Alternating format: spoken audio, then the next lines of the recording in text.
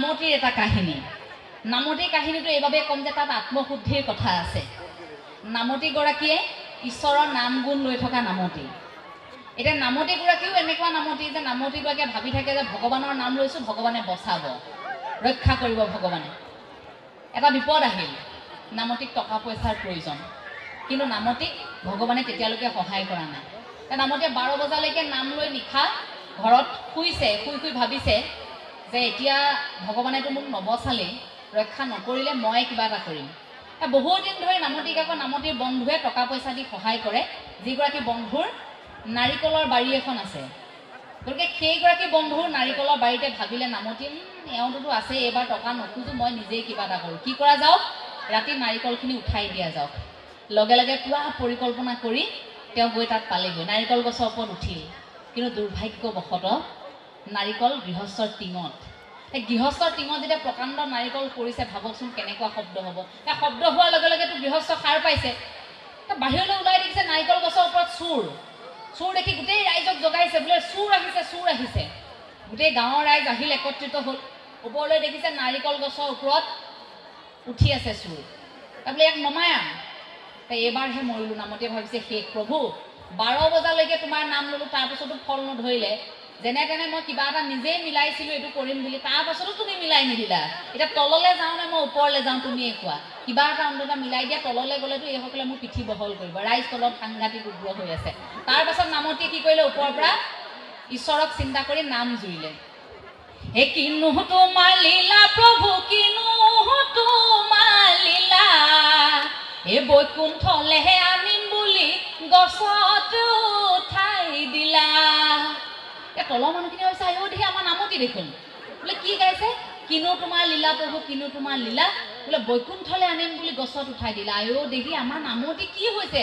কিয় গৈছে বৈকুণ্ঠলৈ কোনে নিছে বৈকুণ্ঠলৈ আকৌ গাইছে এই কিনো তোমাৰ লীলা প্ৰভু কিনো তোমাৰ লীলা এই বৈকুণ্ঠলৈহে আনিম বুলি গছত উঠাই দিলা আয়ো দেখি নামতিক নমাই আনগেও নামতি চুৰ কৰিব নোৱাৰে কিবা এটা হৈছে কোনেনো নিলে বৈকুণ্ঠলৈ নমাই আনিছো লগে লগে নামতিক নমাই আনিছে ৰাইজে নমাই আনি ৰাইজে সেৱা শুশ্ৰূষা কৰি সুধিছে বোলে কি হ'ল আপুনি কওকচোন নামতি আৰু লাজে আৰম্ভ কৰিছে বোলে কথা এটা নহয় কালি আৰু শুই থাকোঁতে জানেনে বাপ এজন আহিল প্ৰভুৱে আকৌ বগা সাজযোৰ পিন্ধি আছে এতিয়া মোক প্ৰভুৱে কৈছে বোলে আহক ৰথখন বাহিৰত সাজু হৈ আছে আমি অকণ বৈকুণ্ঠৰ পৰা আহোঁ মই কৈছোঁ মোৰ অলপ বেলেগ সমস্যা আছে টকা পইচা যোগাৰ কৰিবলগীয়া আছে মই নোৱাৰোঁ কিন্তু প্ৰভুৱেও নামানে মোক জোৰ কৰি লৈ আহিছে ৰথত উঠিলোঁ তাৰপিছত দেখিছোঁ ৰথখন দেখোন লাহে লাহে ওপৰলৈহে গৈ আছে ওপৰলৈ গৈ দেখিছোঁ হঠাৎ ৰথখন লাগি ধৰিছে আৰু শব্দ এটা হৈছে দেখিছোঁ তললৈ চাইছোঁ আপোনালোক আছে চাওকচোন বাৰু এই বৈকুণ্ঠলৈ আনিম বুলি বাৰু প্ৰভুৱে এনেকুৱা কৰিব লাগেনে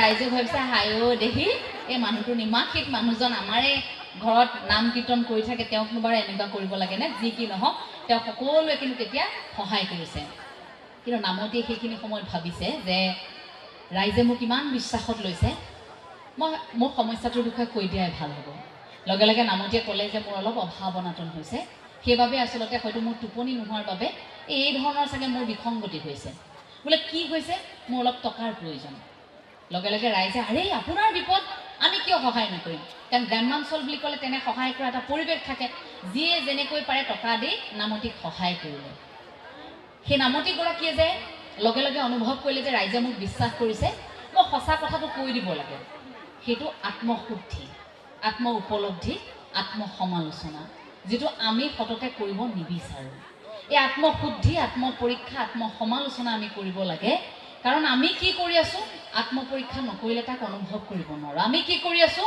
আত্মসমালোচনা নকৰিলে তাক অনুভৱ কৰিব নোৱাৰোঁ গতিকে সেইখিনি মুহূৰ্তত যে নামতিয়ে ভাবিল যে মোক যিহেতু ইমান বিশ্বাসত লৈছে গতিকে মোৰ এইটো ভুল হৈছে ৰাইজক সঁচা কথা কৈ দিওঁ আৰু সেইটো কোৱাৰ লগে লগে আচৰিত ৰাইজেও বিশ্বাস কৰি আকৌ সহায়হে কৰিলে অৰ্থাৎ আত্মশুদ্ধি লগে লগে হৈ গ'ল সেইখিনিতে আৰু দ্বিতীয়টো কথা সেই ওপৰত থকাজনক আমি ইমান মিলাবলৈ চেষ্টা কৰিলে নহ'ব ওপৰত থকাজনে আচলতে এটা CCTVৰ দৰে গোটেইখিনি ওপৰত থকাগৰাকীয়ে চাই থাকে 12 বজালৈকে নাম ল'লেও তেওঁ কিন্তু চুৰ কৰিবলৈকে গৈছিল গতিকে চুৰ কৰিবলৈ যোৱা ব্যক্তিগৰাকীক সহায় কৰিব নেকি ভগৱন্তই নকৰে গতিকে ভগৱন্তই বিপদত পেলাইছে কিন্তু ব্যক্তিগৰাকী নিজে আত্মশুদ্ধিৰ জৰিয়তে সেই বিপদৰ পৰা বাচিছে গতিকে আপোনাৰ মোৰ জীৱনতো ভগৱন্তই তেনে পৰীক্ষা লয় সেই পৰীক্ষাবোৰত আপুনি মই কেনেকৈ উত্তীৰ্ণ হৈছোঁ সেইটো এতিয়া ডাঙৰ কথা। আপোনালোক প্ৰতিগৰাকীৰ হৃদয়ত কৃষ্ণক কঢ়িয়াই ফুৰিছে। আমি সততে কিবা এটা হোৱাৰ লগে লগে কৃষ্ণ বুলি কওঁ, ৰাম বুলি কওঁ, অৰ্থাৎ আমি একাত্ম হৈ থাকোঁ। কাৰোবাৰ গাত খুন্দা লাগিলে চৰি বুলি কোৱাৰ সলনি আমাৰ মুখৰ পৰা কৃষ্ণ, বেয়া নাপাব দেই, কৃষ্ণ এনেকৈ ওলায়, কাৰণ আমি ভগৱন্তৰ সৈতে একাত্ম হৈ থাকোঁ। গতিকে সেই সম্পৰ্কটো শক্তিশালী কৰিব লাগে। মই বিভিন্ন মঞ্চত এই কথাষাৰ কওঁ যে ভগৱন্তৰ সৈতে আপোনাৰ সম্পৰ্কটো শক্তিশালী কৰিবৰ বাবে তাত তৃতীয়জন মানুহৰ প্ৰয়োজন নাই। ভগৱন্ত আপুনি আপোনাৰ কথাখিনি ভগৱন্তক কওক, ভগৱন্তই শুনিব। আপোনাৰ অন্তৰাত্মাৰ উপলব্ধি পৰমাত্মাৰ সৈতে বিলীন হ'বৰ বাবে মাত্ৰ ভকতিৰ প্ৰয়োজন। তাত তৃতীয়জন মানুহৰ প্ৰয়োজন নাই, কোনো মাজৰ মানুহৰ প্ৰয়োজন নাই, যি মাজৰ মানুহে আপোনাৰ কথাখিনি ভগৱন্তক নি দিব। বেয়া লাগে, আজিকালি ৰাজপথত যেতিয়া যাওঁ কেতিয়াবা এনেকুৱা হয়, হঠাৎ ট্ৰেইনখনত গৈ আছোঁ, ট্ৰেইনত এজন মানুহ উঠিব, কথা নাই বতৰা নাই, আহি আপোনাৰ কপালত তিলক এটা লগাই দিব, বোলে 10 টকা এটা দিয়ক। কিয়? মোকতো লগাই দিছে এদিন, কিয় কৰিলে? পূজা কৰিলোঁ, দিয়কচোন কিবা এটা। মইতো আপোনাক কৰিবলৈ কোৱা নাছিলোঁ, মোৰ ভগৱানক মই কৈ থৈ আহিছোঁ ঘৰৰ পৰা ওলাই আহোঁতে যে মই অমুকলৈ গৈছোঁ দেই প্ৰভু, আৰু মোৰ ভগৱানৰ লগত মোৰ কথা হৈয়ে আছে। আপুনি যে কথাত মোক নুসুধাকৈ যে মোক তিলকটো লগাই দিলে, আপুনি যে মোক কথাত পূজা কৰি দিলে, মইতো পূজা কৰা নাছিলোঁ তেনেকৈ। মোৰ ভগৱন্তৰ সৈতে ভকতিৰ কথাবোৰ বেলেগ, মই পূজা কৰা নাই। গতিকে আপুনি মোক হঠাৎ তিলকটো কিয় লগাই দিলে? এই ভকতিৰ নামত, ধৰ্মৰ নামত একাংশ তেনে দালাল আছে। গতিকে সেই দালালবিলাকক আপোনালোকৰ মাজত সোমাবলৈ নিদিব। যিবিলাক দালাল আপোনালোকৰ মাজত ঘূৰি ফুৰে, সেই দালালবোৰক সোমাবলৈ নিদিব। ঠায়ে ঠায়ে সোমাই থকা দালাল, যিবিলাক দালালে হঠাৎ ৰাজপথত থাকোঁতে আপোনাৰ দোকানখনত কোনোবা এদিনা সোমাব, বোলে কৃষ্ণ তিল অকণমান কিবা কিবি কৰি দিব আৰু লগে লগে ক'ব বোলে দিয়ক। কৰ্ম সকলোৰে আছে, আমি কৰ্মক শ্ৰদ্ধা কৰোঁ। আমাৰ গুৰুজনাই কৈছে যে পৰৰ ধৰ্মক নিহিংসিবা কদাচিত। আমি কাৰো ধৰ্মক হিংসা কৰিবলৈ যোৱা নাই, কিন্তু আমি আমাৰ কামটো কৰি থাকোঁতে তেওঁলোকে আমাক বাধা দিব নোৱাৰিব। আমি আমাৰ কামখিনি সৎপথেৰে কৰিছোঁ, গতিকে তাত তেওঁলোকে আহি আমাক আক্ৰমণ কৰিব নোৱাৰিব। আৰু অসমীয়া মানুহবোৰ খুব আৱেগিক, আমাৰ আৱেগবোৰ ধান খেৰৰ জুইৰ দৰে। আমি ইমান আৱেগিক, যাৰ বাবে আমাক আজি অনলাইনতো ভগৱান পোৱা যায় বুলি আমাক ঢপলিয়াই টানি নিব পাৰে, কাৰণ আমি আৱেগিক। আমি ফটো এখন দেখাৰ লগে লগে যদি কোৱা হয় 10 জনক শ্বেয়াৰ কৰক, ভাল খবৰ পাব, আমাৰ আইসকলে প্ৰথমেই শ্বেয়াৰ কৰিব। সঁচা কথা। এতিয়া কাইলৈ যদি কয়, মই সঁচা কথা লিখি থৈ যাব পাৰিম, কাইলৈ যদি শুনে যে এই আমুকজোপা গছ এজোপা ওলাইছে, তাত বোলে ভগৱান ওলাইছে, ভগৱান ওলাইছে কি কোনোবা এগৰাকী তাত কৃষ্ণ লম্ভিছে বুলি তাত পৰি থাকিব, মই আচৰিত হওঁ। ভগৱানৰো এনেকুৱা সময় আহিল যে মনুষ্যৰ গাত লম্ভিবলৈ। ভগৱানৰো নিজৰো ঠাই আছে। আপুনি মোৰ ইমান শুদ্ধ অন্তৰ নহয় যে আপোনাৰ মোৰ গাত ভগৱন্ত লভিব। লভিলে কেতিয়াবা অসুৰহে লম্বিব, হয়নে? আমি যিবোৰ কৰিছোঁ, লভিলে কেতিয়াবা অসুৰহে লম্বিব। মই আচৰিত হওঁ যে অসমত ভগৱান লম্ভা মানুহ ওলায়, যে ভগৱান কাৰোবাৰ গাত লম্ভিব পাৰে নেকি? লম্ভিব এই শব্দটো প্ৰয়োগ কৰিব পাৰোঁ নেকি কেতিয়াবা? ভগৱান লম্ভিব পাৰে, আচৰিত। যে আমাৰ মানুহবোৰ এনেকুৱা, এতিয়া যদি হঠাৎ ক'ৰবাত কৈ দিয়ে যে আমুকৰ গাত ভগৱান ওলাইছে, যাওক, বোলে কি হ'ব? আপোনালোকে যদি সেৱা কৰে মনোকামনা পূৰণ হ'ব। আৰু কাইলৈ দেখিব দীঘলীয়া শাৰী, বাতৰি কৰি তত নাপাম আমি, তাত দীঘলীয়া শাৰী ৰাতিপুৱাৰ পৰা তত নাই। আমাৰ ঠাইখিনিতো এগৰাকীৰ গাত ভগৱান বোলে লাগিছিল, লাগিছিল। তাৰপাছত দেখিলোঁ আজিকালি সেইদিনা দেউতাক সুধিছোঁ, সেইফালে পাৰ হৈ যাওঁতে, আগৰ ঘৰটো এতিয়া নাই। সেই ঠাইখিনিত এতিয়া 3 মহলীয়া এটা অট্টালিকা হ'ল। দেউতাক সুধিলোঁ, দেউতা এই ভগৱান ওলোৱা ঘৰটো এইটোৱে নহয় জানো? দেউতাকে চাওঁ, অঁ। কি হ'ল দেউতা? না ভগৱান আহিল গ'ল, এই ঘৰটো বনাবলগীয়া আছিল যে বনালে আৰু গ'ল। গতিকে ব্যৱসায়িক ভিত্তিক ধৰ্মটোক বেপাৰ হ'বলৈ আমি দিব নোৱাৰোঁ। আমি মহাপুৰুষে আদৰ্শত আছোঁ, আৰু সেই মহাপুৰুষে আদৰ্শটোতে আমি থাকিম। এই আমাৰ ধৰ্মটোক আনে বেপাৰ কৰিবলৈ চেষ্টা কৰিব, আপোনাৰ মোৰ আৱেগক কোনোবাই খেলিবলৈ চেষ্টা কৰিব, সেইটোত আপুনি উঠি ভাহি যাব নোৱাৰিব।